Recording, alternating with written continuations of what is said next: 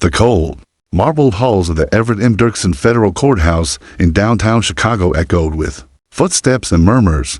It was only 8 a.m., but the building was already alive with tension. Reporters clustered behind barricades outside, their breath visible in the winter air, clutching microphones and cameras like weapons. News vans lined the surrounding blocks, police cruisers, Homeland Security vehicles, and a mobile bomb squad trailer filled the parking area. Inside, security was unlike anything the courthouse had seen in years. Every entrance was fortified with additional metal detectors. Armed marshals scanned each visitor's face with grim precision. No bag went unchecked, no ID unquestioned. Even veteran attorneys looked uneasy. This wasn't just another criminal trial, it was the trial. Vincent Morales, a name that sent chills through the veins of law enforcement, was finally being brought to justice. Known to federal agents as El Silencio, Morales was the elusive leader of a splinter cartel that had risen from the ashes of the fractured Sinaloa network. He had built his empire on quiet brutality, hits ordered without words, disappearances without traces. For a decade, he had outmaneuvered law enforcement, shielded by a revolving door of informants, bribes, and assassins. But now, thanks to a 3-year sting operation, he was finally in custody, and Judge Elaine Carter had been chosen to oversee the case. Carter was no stranger to high-profile proceedings. She had built a reputation as a brilliant, unflinching legal mind. She didn't smile much on the bench, didn't allow theatrics, and made her expectations known with clipped, authoritative remarks. Her rulings were sharp, her courtroom ironclad. She'd once sentenced a Wall Street executive to the maximum for securities fraud and denied bail to a foreign dignitary charged with trafficking. But this was different. Behind closed doors, her colleagues had urged her to recuse herself. The risk was too great, but Carter, in her signature navy blazer and low heels, had simply said, "I took an oath. I intend to honor it." Now, she sat behind the tall oak bench in courtroom 17A, flipping through her notes while masked marshals stood watch at every corner of the room. She glanced toward the defense table, where Morales sat in silence, flanked by 3 attorneys. His hands were cuffed beneath the table. His face betrayed nothing calm, unreadable. The look of a man who either didn't fear prison or didn't plan to stay in one. At the prosecution's table sat U.S. Attorney Daniel Reyes, a rising star in the DOJ, young but sharp as glass. He reviewed his opening statement one final time, nodding to his assistant. Every piece of evidence, every witness had been meticulously arranged. This was their moment. The public gallery was full. Journalists, law students, curious citizens, and victims' families packed the pews, each person silent, waiting. And seated near the jury box, beside his handler, was Titan. Titan was a 4-year-old Belgian Malinois, sleek, muscular, and intensely focused. He had been deployed for narcotics, explosives, and tactical operations in several federal cases, handled by Officer Mike Nash, a stoic veteran of both military K-9 units and domestic law enforcement. Titan was known for his discipline and sensitivity. That morning, Titan had swept the courtroom twice before anyone arrived. Nothing had been found. As a formality, he remained during proceedings due to the high threat level. Though a rare decision, it had been approved given the severity of the case. Titan now sat quietly at Nash's feet, still as a statue, amber eyes scanning the room like a sentry. At precisely 9 a.m., Judge Carter struck her gavel. The room rose. "You may be seated," she said, voice steady. "We are now in session." For the United States v. Vincent Morales, Reyes stood, buttoning his jacket. "Your Honor, members of the jury," he began. "What you will hear over the coming days is not simply the story of drug trafficking, but of intimidation, violence, and corruption at the highest levels. This defendant did not merely break the law, he shattered lives." Carter watched him carefully, pen in hand. Morales didn't blink. As Reyes spoke, weaving the tale of cartel violence and federal pursuit, Titan's ears suddenly twitched. He turned his head slightly, then sat upright. Nash noticed immediately, placing a calm hand on the K-9's back. "What is it, boy?" Nash whispered. Titan didn't respond. He stood, nostrils flaring, his head tilted upward, eyes locking on something unseen. Reyes continued, "And while the government has presented these charges, the real story..." Suddenly, Titan lunged. He broke away from Nash with explosive speed, dashing straight toward the judge's bench. Gasps rippled through the courtroom. A marshal shouted, drawing his weapon, Reyes froze mid-sentence. Several people ducked, unsure whether Titan was attacking or reacting to something else. In a blur, Titan bounded up the platform, leaping with astonishing agility. His front paws slammed against the wood of the judge's bench, just inches from Carter. She jolted back in her chair, instinctively raising her arms in shock. Titan didn't bark. He didn't growl. He sniffed desperately, then began scratching at the base of the judge's platform. Just beneath where her seat was mounted, Officer Nash was already sprinting toward the bench. Everyone out, he bellowed. Clear the courtroom, now. Titan scratched again, let out a sharp, warning bark, and pressed his body to the floor. Nose to the underside of the bench, the silence in the courtroom shattered. Judge Carter stood, heart pounding in her chest. Her eyes locked with Nash's. Is it possible explosive? Nash said. We need the bomb squad, now. As the courtroom was evacuated, one thought rang through Carter's mind louder than sirens or shouts. Titan hadn't gone rogue. He had just saved her life. The room erupted. Court officers jumped into motion. Panic shot through the crowd like an electric shock. Courtroom observers scrambled from the benches, papers flying, chairs scraping, people tripping over each other in their rush to flee. Even the seasoned marshals looked momentarily shaken. The idea of a trained K-9 breaking protocol in the middle of federal proceedings was unheard of. Titan didn't flinch. He stood like a soldier at the base of the judge's bench, head pressed low, his muscular body stiff with focus. His nose worked furiously along the bottom edge of the wooden platform, tracing something following an invisible trail no one else could see. Get everyone out now, Officer Nash shouted, waving his arm as he ran up the aisle. Judge Carter moved back. The judge had already risen from her seat, her face pale, but composed. Carter was no stranger to danger. She'd received threats before, but this was something far more immediate, something visceral. She backed away from the bench, not running, but quickening her steps with control only years on the bench could provide. U.S. Attorney Reyes stared, dumbstruck, his notes still clutched in one hand. What the hell is going on? He muttered aloud as a bailiff grabbed his arm and dragged him toward the exit. The bailiff didn't answer. He didn't know. No one did, except Titan. The dog had begun circling a small section of the wood beneath the judge's seat. His tail stood stiff, his ears flattened. He let out one sharp bark, then lowered himself into a rigid downstay. Facing the source of the scent, Nash recognized the behavior immediately. It was Titan's trained alert. Bomb threat. Nash called out. Repeat possible device. Under the bench, Carter froze mid-step and turned back. The device. Please, Judge, go now. Nash said, his voice suddenly firm, louder than she'd ever heard it. Without another word, she turned and exited through the judge's chamber doors, escorted by the marshals with drawn sidearms. The jury had already been evacuated. Spectators, reporters, clerks gone in under 90 seconds. The courtroom stood empty, save for Titan, Nash, and two remaining security officers. Titan hadn't moved. He remained by the bench, unmoving, unwavering. Nose aimed directly beneath the judge's seat. Nash approached slowly, adrenaline charging his blood. Easy, buddy, he whispered. He crouched beside the dog, carefully inspecting the area. His gloved hand traced the underside of the bench and paused. Something metallic, something cold, about the size of a paperback, strapped tightly to the wood with what looked like electrical tape and fishing line. A blinking red diode pulsed gently in the shadows. Confirming device, Nash said into his radio. Repeat, we have a confirmed explosive device under the judge's bench. From the hallway, radios crackled to life. A rapid response unit was already on the way. Emergency protocols snapped into effect. Bomb technicians on site due to the trial's high-profile nature were already suiting up. Nash slowly stood and gave Titan a pat behind the ear. Good boy, he murmured. Real damn good. Titan's only reply was a quiet exhale and a satisfied glance toward Nash, as if to say, told you so. Within minutes, the bomb squad had taken over the courtroom. Officers established a perimeter. A remote-controlled robot was wheeled inside and directed under the judge's bench. The team watched from monitors in the hallway. The device had no wires leading out, no phone trigger. It was pressure-sensitive, likely time-triggered. Deadly but crude. Would have gone off within the hour.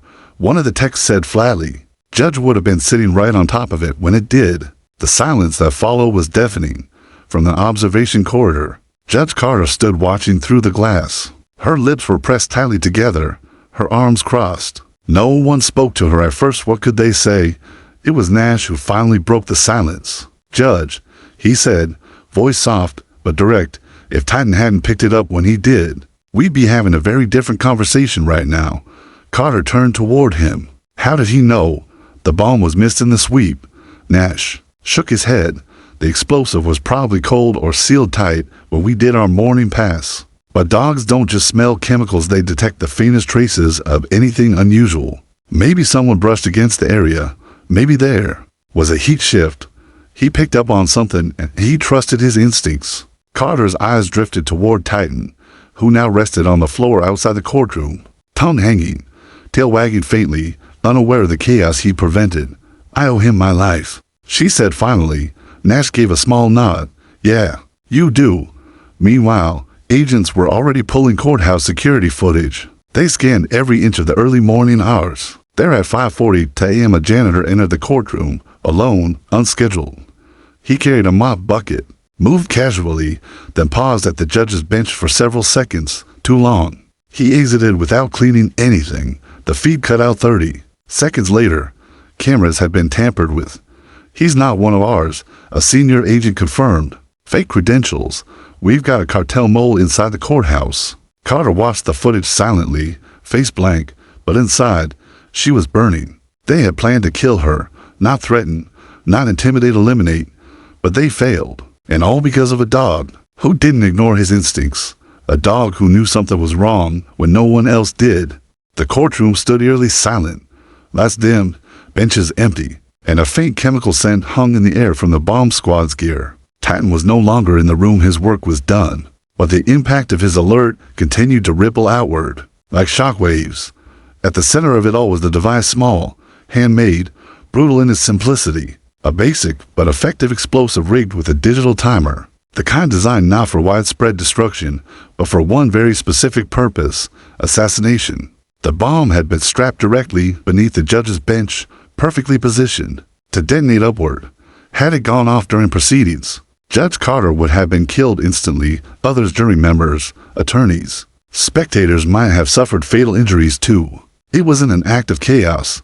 It was targeted, calculated, designed to look like a dud, one technician muttered, holding up the pieces of the disassembled device. Cheap parts, but a clever setup. The timer was real, triggered for 10:37 a.m. Everyone felt quiet. It was now 10:16. 21 minutes. That's all the time Titan had bought them. In a command post hastily set up outside the courtroom, agents from the FBI, ATF, and Department of Homeland Security huddled around monitors and blueprints of the courthouse. Surveillance footage flickered on screens. A whiteboard listed named staff, visitors, contractors, anyone who had access to courtroom 17A that morning. At the center of the board was a name with a red circle around it: Rafael Moreno. He had appeared in the building's system as a contracted janitor, assigned to general cleanup from 5 o'clock to 6:30 a.m. His ID checked out. His uniform looked authentic, but by 6:40 a.m., he had vanished. No exit footage, no badge scan. "We're calling it now," said Special Agent Lena Moore, adjusting her earpiece. The badge was cloned. The name was fake. This was a cartel plant. Judge Carter stood in the back of the room, arms folded tightly, jaw clenched. The room shifted as she entered. Even the agents, hardened by years of field work, straightened at her presence. She didn't demand respect. It followed her naturally, like a shadow. "Do we know who he is?" she asked flatly. Moore looked over. "We're running biometrics now. He was caught onto external cams without his hat. Might give us a match through facial recognition, but he's good, calm, trained." Carter took a step closer to the screens, watching the grainy video of Moreno moving through the courthouse with mechanical precision. He wheeled a mop bucket down the hall, swiped a key card, entered the courtroom, and paused near the judge's bench for exactly 36 seconds. Then, he left. No cleaning, no sweeping, just one task. "Do we have cartel confirmation?" she asked. Moore hesitated. "Unofficially, yes. Cartel de la Sombra splinter group that surfaced after the Sinaloa collapse. They're newer, more aggressive. Morales is tied to their operations in Texas and Illinois. They've targeted officials before, but never like this. Never inside a courthouse." Carter absorbed the information like a stone soaking water. Her eyes narrowed. They were going to kill me, she said, not as a question. Yes, Moore replied, with the whole country watching. Outside the building, news vans multiplied. Journalists buzzed with unconfirmed reports. Word of an evacuation had leaked. Helicopters circled overhead, broadcasting live aerial shots. The courthouse was on lockdown, but the truth was already starting to spread. A federal judge almost assassinated inside her own courtroom, and only a dog had stopped it. Carter paced slowly, her thoughts spiraling. She wasn't a stranger to threats. She'd received letters, been followed once. But those were distant, manageable. This was something else. This was infiltration. Intent and precision. It wasn't about sending a message. It was about silencing her permanently. And they had nearly succeeded. How did he get the badge? She asked. Agent Moore looked over. We're tracing that now. Could be a compromised employee. Could have been stolen, copied. Security gaps exist especially during early hours. Cleaning staff, contractors, food vendors. We're checking all of it. Behind them, Officer Nash entered the command post, Titan walking proudly at his side. A few agents clapped softly. Even Moore cracked a small smile. Look who's the hero of the day, she said, kneeling to scratch behind Titan's ear. He's already had reporters ask for interviews, Nash muttered dryly. Told them he doesn't do press. That drew a chuckle from the room. Brief, but needed. Carter walked over to Titan. She looked down at him, then back at Nash. He didn't hesitate. She said, No. Nash agreed. Dogs don't second guess. He smelled danger and moved. Carter knelt. Something rare for her. She rested her hand gently on Titan's neck. You saved my life, she whispered. Titan responded with a slow wag of his tail and a blink, calm as ever. Suddenly, a junior agent rushed in, holding a tablet. We got a hit on the face scan, he said breathlessly. Name's Luis Vega, Colombian national. Known alias for cartel infiltration ops, former military. He's done work in Venezuela and Guatemala, specializes in bomb delivery. Interpol has a red notice on him. Agent Moore whistled low. That's our guy. We have eyes on him, Carter asked. The agent shook his head. He's already gone. Last known sighting was outside a loading dock near the west stairwell. He ditched the uniform. We think he's out of the building, but we're not sure how. Silence fell. Judge Carter stood. Then we're not safe, she said. None of us. Agent Moore nodded. We're launching a multi-agency manhunt. Airport alerts, highway watches, border notifications. He won't get far. Carter didn't respond. She looked back toward the dark courtroom through the glass. A place of law had become a battlefield, and somewhere out there, her would-be killer was still moving, still watching. But she wasn't afraid, not anymore, because now she knew what she was dealing with and she was ready to fight. By late afternoon, the story had exploded. Every major network ran breaking news banners. Federal judge targeted in bomb plot. Courthouse evacuated. K9 foils attempted assassination. Cartel connection suspected in Chicago. BOMB. Scared the footage of people fleeing the courtroom, mixed with blurry photos of Titan and brief glimpses of Judge Carter being escorted by federal agents, looped on every screen. The internet erupted with theories, hashtags, and outrage. Hashtag Titan the hero trended globally within hours. But inside the FBI's Chicago field office, there was no time to watch headlines. The real storm was still unfolding. Special Agent Lena Moore stood in front of a wall lined with maps, mugshots, and court documents. Strings connected names to places. Faces had red X through them. The board had transformed into something more sinister than a case. It now resembled a battlefield diagram. On the left was Luis Vega, the suspected infiltrator who had planted the bomb. On the right, Vincent Morales, the man on trial. Between them was a rapidly thickening thread labeled Cartel de las Sombras. This wasn't a scare tactic. Moore told her team. This was an execution order. The fact that they slipped into a federal courthouse undetected means we've got a major breach. Someone inside helped them. Agent Colton, a digital forensics expert, piped up. We confirmed the fake janitor's credentials were cloned from a real subcontractor. Our systems didn't detect it because the badge was only used once. That surgical level infiltration, Moore nodded grimly. They knew how long the morning sweep would take. They knew when Titan would be brought. And they knew exactly where Judge Carter would be sitting. Every detail was planned, down to the second. Across the hall, in a private conference room sealed off from the rest of the media frenzy, Judge Carter sat with U.S. Marshals, a Department of Justice liaison, and Agent Moore. The room was silent except for the low hum of overhead lights. "You're a high-value target now," the DOJ liaison said carefully. "We recommend you recuse yourself from the case and relocate until we apprehend Vega. Protective custody, safe house, we'll fly you out tonight." Carter didn't flinch. "Let me get this straight," she said, eyes locked on the man across from her. "They planted a bomb under my bench, and your answer is to pull me off the trial." "With respect, ma'am," Moore interjected gently, "this isn't just about your safety anymore. They breached federal infrastructure. You're the face of this case now. There could be more attempts." "Exactly," Carter replied, "and if I run, they win. They'll learn all they have to do is send a bomber or an assassin to bend the American justice system." The room went quiet.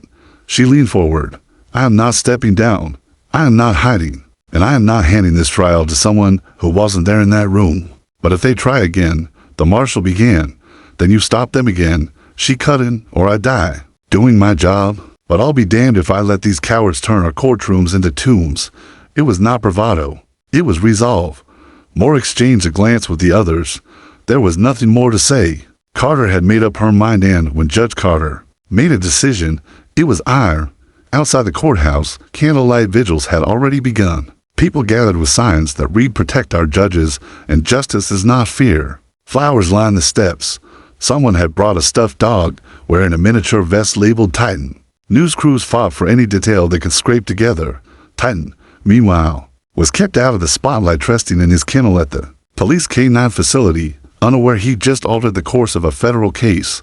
In the background, the hunt for Luis Vega intensified. Footage surfaced from a nearby rooftop camera.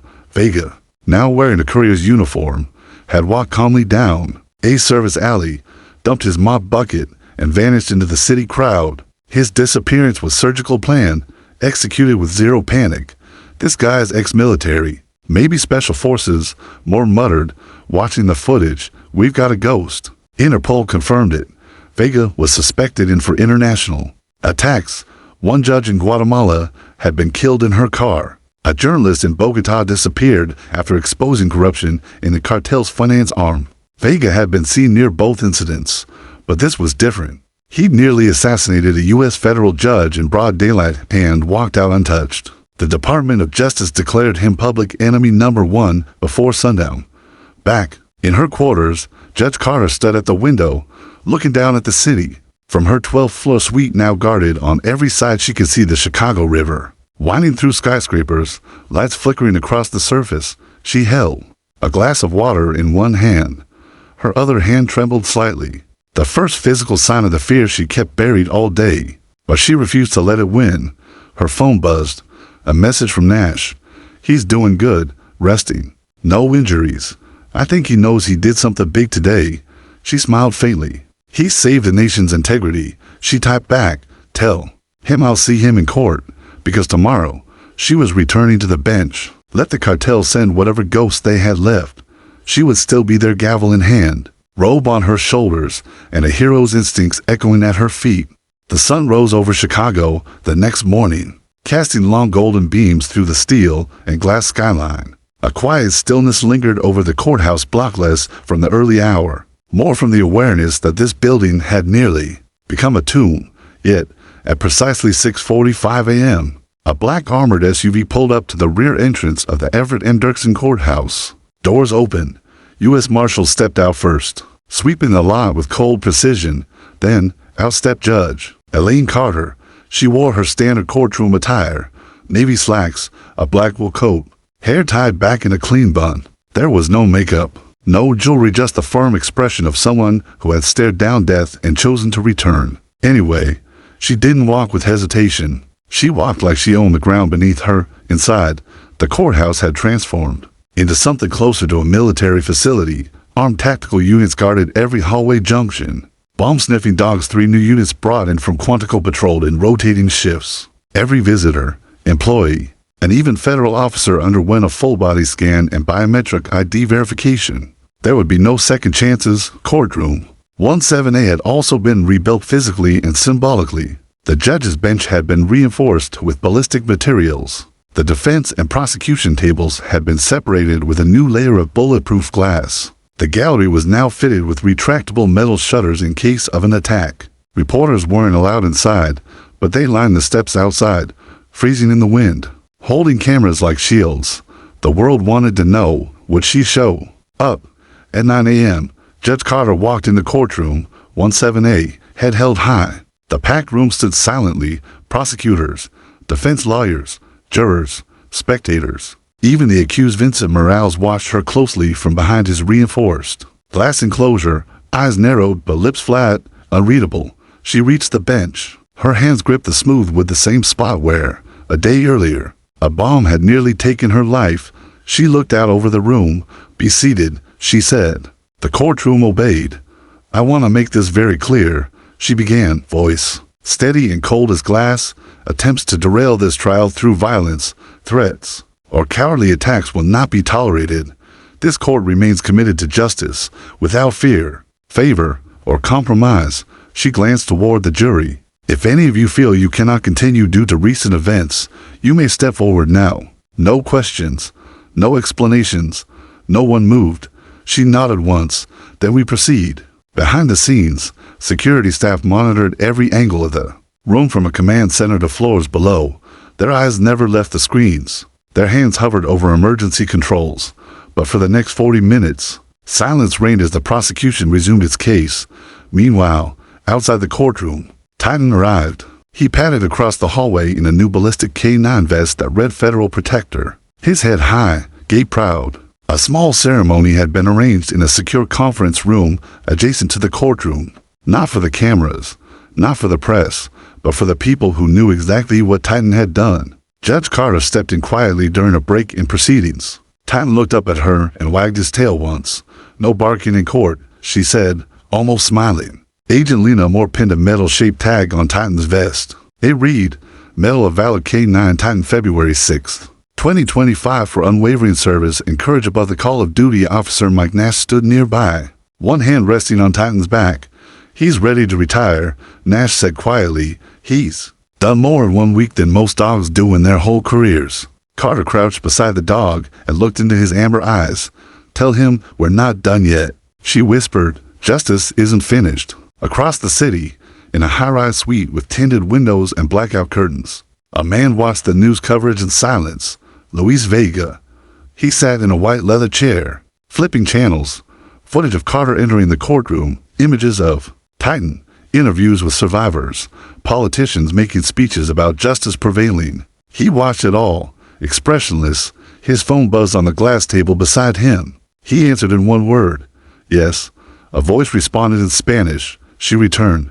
"I see her. Do we proceed?" Vega paused.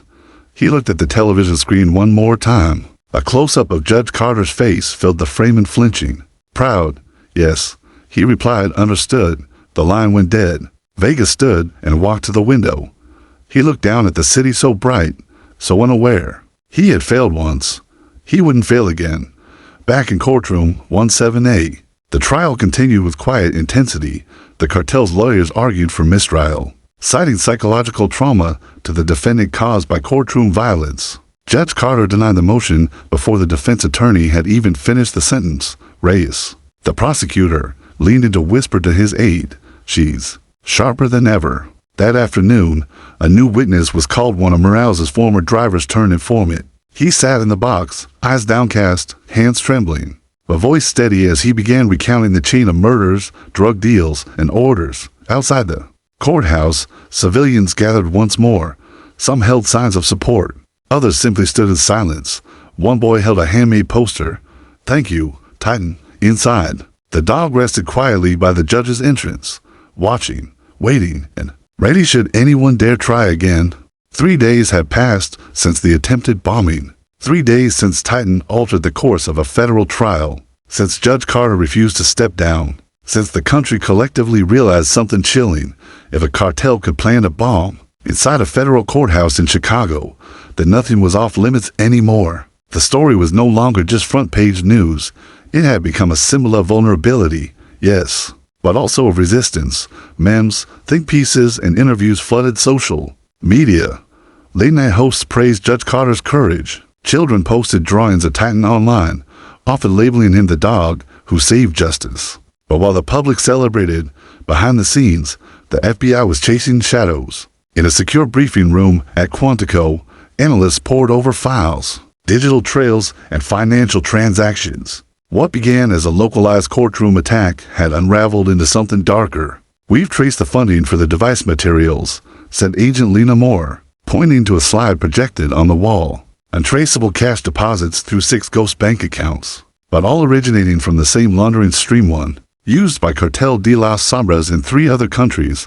Moore clicked again. Photos of 2 other courthouses appeared on screen, one in Colombia, another in El Salvador. Both had judges assassinated in the last 4 years. Same cartel, same signature. No claims, no statements, just surgical elimination of legal threats. Agent Colton added, "The hit on Judge Carter wasn't a spontaneous move. This was policy, a coordinated international strategy to destabilize justice systems." A heavy silence followed. Meanwhile, inside courtroom 17A, testimony continued. Prosecution brought forward more witnesses, former accountants, logistics men, even a pilot. Piece by piece, they built a picture of Morale's operation. Shipments moved from Mexico through Texas. Distribution networks embedded in Chicago and Detroit. Hundreds of millions laundered through shell businesses posing as construction companies. Car dealerships and even churches. Morale sat unmoved through it all. He never blinked at the photos of dismembered victims, never looked away when a tearful mother described her son's overdose from cartel-supplied fentanyl. He was calm, mechanical, as if he were already somewhere else in his mind. But for all his composure, there was one name he didn't expect to hear. "Luis Vega, Your Honor," Reyes said, standing before the court. "The government will now present evidence linking the defendant to known cartel enforcer Luis Vega, the man believed responsible for the assassination attempt in this courtroom." A murmur rippled through the gallery. Judge Carter raised an eyebrow. "Proceed." On the screen appeared a photo, Vega and Morales, seated in a luxury box at a boxing match in Cancun. 2 years prior, this image was taken by an undercover informant. Reyes explained, "Mr. Vega, seen here beside the defendant, is not just a contractor. He's Morales' insurance policy, a ghost used for dirty jobs, ranging from assassination to intimidation." The defense objected. The judge overruled. Reyes wasn't done. The same phone used to trigger Vega's clone badge at the courthouse? It was traced to a burner purchased by a Morales associate 6 weeks ago in Little Village, Chicago. Same neighborhood as the cartel safe house we raided last year. Morales finally looked up, only for a second. But it was enough. He knew the walls were closing in. Across the nation, the case sparked furious debates. Cable pundits yelled over each other about federal court security failures. State attorneys general demanded increased funding for judge protection. Senators called for emergency hearings. The Department of Justice responded swiftly. A new program, JASPER, Judicial Anti-Sabotage and Protection Emergency Response, was announced. It promised a full-scale overhaul of courthouse security, digital surveillance against foreign threats, and a specialized task force to handle cartel-related threats against public officials. And leading the first public JASPER briefing, Judge Elaine Carter, "Let's be clear," she told the press, standing tall behind the podium. "This wasn't just an attack on one courtroom. It was an attack on the foundation of our justice system. If we let fear dictate how we conduct law, then we've already lost." The press applauded. Not the kind of polite clapping reserved for politicians, but a genuine, sustained reaction. America wasn't just watching, it was listening. Back in Chicago, Titan rested in his kennel at the K-9 training compound. Nash sat nearby, reading through a stack of handwritten letters from children, officers, veterans, even one from a retired judge in Texas who called Titan the best damn four-legged officer I've ever heard of. A knock at the door interrupted the moment. It was a U.S. Marshal, holding an envelope for Titan. He said, smiling. Inside the envelope was an official notice from the Department of Justice. Titan was to be formally inducted into the Federal Law Enforcement K-9 Hall of Honor. Only 12 dogs in U.S. history had received the recognition. Most posthumously, Titan would be the first to receive it while still on active duty. Nash looked at his partner. "You hear that, buddy? You're officially a legend now." Titan simply blinked, yawned, and dropped his head on his paws. Another day, another mission. But across the city, in the shadows of the underground cartel network, something else was stirring. Luis Vega had resurfaced. A silent camera at a freight depot caught his reflection in a train car window. Not long, just a seconds, but enough to know that he was still watching. And the closer the trial came to a verdict, the more desperate the enemy would become, because they knew something no one else did yet. This wasn't over. The trial had entered its final stretch. For over a month, the nation had watched Judge Carter's courtroom become a battleground between truth and terror. Witness after witness, evidence after evidence, and one near-deadly attack it had all come down to this: closing arguments. On the morning of the verdict, the courthouse was locked down tighter than Fort Knox. Helicopters buzzed overhead. Streets were blocked off. Additional federal agents and counter-sniper teams had been stationed on rooftops and in adjacent buildings. Everyone knew this moment, the moment Morales was either convicted or freed, would be the most dangerous of all. Inside the jury room, 12 men and women deliberated. They hadn't requested food or breaks, not even coffee. They were determined to finish by 3:40 p.m. A message was delivered to the court clerk. The jury has reached a verdict. News of it spread like wildfire through the courthouse. Judge Carter stood in her chambers, eyes fixed on her reflection in the mirror. Her face bore the weight of 1,000 small decisions, sleepless nights, and the knowledge that justice was about to pass through her hands once again. She adjusted her robe, took a deep breath, and walked back into the courtroom. The gallery had filled quickly: survivors of cartel violence, retired agents, political figures. And near the bench, seated quietly with Officer Nash, was Titan alert, or relaxed. Titan had attended every day of the trial since the bomb scare, not in uniform, not under command, but present, as if he understood that this was personal. Everyone rose as Judge Carter entered. "Be seated," she looked toward the jury foreman. "Has the jury reached a unanimous verdict?" "Yes, Your Honor." He stood, a folded slip of paper in his hand. A bailiff retrieved it and passed it to the judge. Carter unfolded it slowly, read it, then looked up. "In the matter of the United States versus Vincent Morales, on the charge of conspiracy to traffic controlled substances across international borders. How do you find the defendant?" "Guilty. On the charge of ordering and funding multiple homicides in violation of federal law." "Guilty.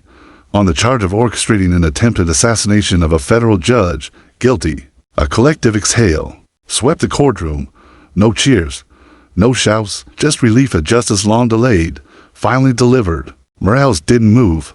He didn't flinch, but the faintest tremor appeared in his hand. Judge Carter straightened in her seat. "The court thanks the jury for its service.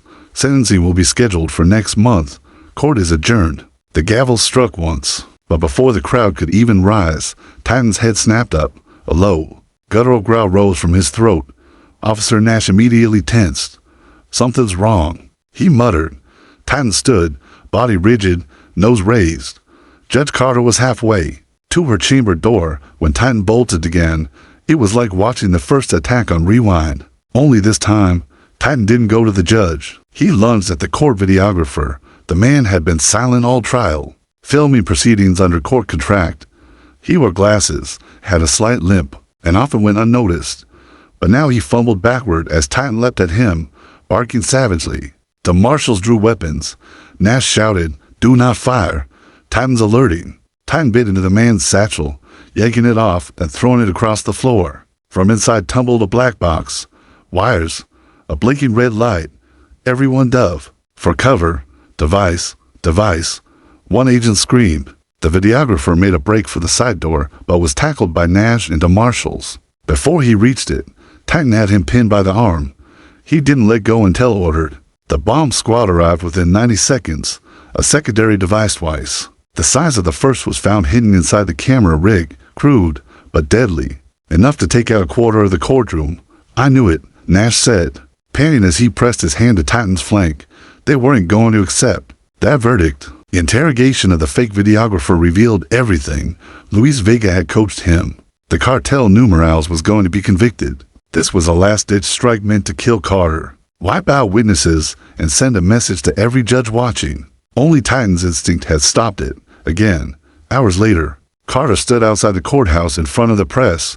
Her robe was gone, her eyes bloodshot, but her voice, firm, Today, justice was done, not because of the system alone, but because of people willing to protect it with everything they have. She looked down at Titan, seated beside her with his new golden badge glinting in the sunlight. This dog has saved my life twice, but more than that, he saved this courtroom. He saved faith in our institutions. For that, this country owes him more than a medal. We owe him our example. In a dark room across state lines, Luis Vega watched the press conference on a silent monitor. Titan on screen, Judge Carter, alive, a gloved hand tightened into a fist. He had failed again, but this time, he didn't turn away. This time, he stayed watching, because Vega knew something no one else did. He wasn't just at war with the courtroom anymore. He was at war with a dog, and the next time, there would be no mistakes. The morning air was crisp, tainted with a quiet anticipation that felt almost electric. After weeks of relentless trial, attempted assassinations, and moments where the line between justice and chaos blurred, today was sentencing day. The nation waited in courtroom 17A. The seats were filled with people who had become part of this story that transcended legal jargon and crime statistics, survivors, officers, reporters, and even children who had drawn pictures of a heroic dog. Judge Elaine Carter entered, her steps measured but resolute. Titan followed closely, alert yet calm, a silent sentinel in the background. Morales sat alone in his enclosure, flanked by federal marshals. His expression was unreadable, but the weight of the verdict from days before pressed visibly on his shoulders. The courtroom hushed as Judge Carter took the bench. This court has listened carefully to every piece of evidence, heard every testimony, and weighed every argument. She paused, scanning the room. Vincent Morales had been found guilty on multiple counts: conspiracy, murder, attempted assassination of a federal judge, and drug trafficking. His actions have torn families apart, destroyed communities, and sought to undermine the very foundations of our justice system. Morales met her gaze briefly. No words, no remorse. Today, this court will impose a sentence that reflects the gravity of these crimes and sends a clear message: no one, not even the most powerful, is above the law. She consulted the sentencing guidelines. I hereby sentence Vincent Morales to life imprisonment, without the possibility of parole. Gasps and murmurs filled the courtroom. Some wept quietly, others stared, stone-faced. Morales remained silent. Outside, news crews broadcast live. Across the country, people watched the conclusion of a case that had gripped their attention. For months, on social media, hashtags like #JusticeForJudgeCarter and #TitanTheHero trended worldwide. Inside the courthouse, Judge Carter rose, signaling the end of the session. As this chapter closes, let us remember that the fight for justice is ongoing. We must remain vigilant, courageous, united. She looked at Titan, who sat proudly beside Officer Nash. Titan reminds us that sometimes justice has four paws and a keen nose. The room erupted in applause. Later, in a quiet ceremony within the courthouse, Titan received the highest honor a K-9 officer could attain, the Federal Law Enforcement K-9 Medal of Valor. Agent Lena Moore pinned the medal on his vest while Nash stroked his fur gently. "You did good, boy," Nash whispered. Titan's tail thumped softly. Judge Carter addressed the small crowd gathered. Titan's bravery saved lives and reminded us all of the power of loyalty, instinct, and courage.